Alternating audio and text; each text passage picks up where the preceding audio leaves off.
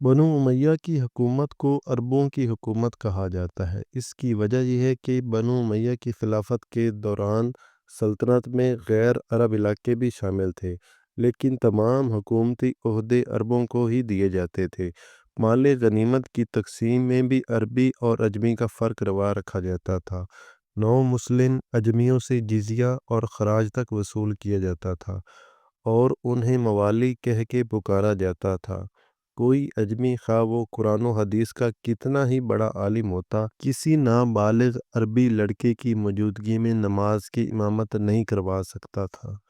بنو عباس جب اقتدار میں آئے تو انہوں نے اس روایت کا خاتمہ کیا اور اجمی لوگوں کو بھی حکومت میں شامل کیا۔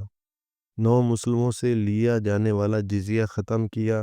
بنو عباس نے سینٹرل ایشیا اور ترکی سے تعلق رکھنے والے مسلمانوں کو اعلیٰ حکومتی عہدوں پر تعینات کیا۔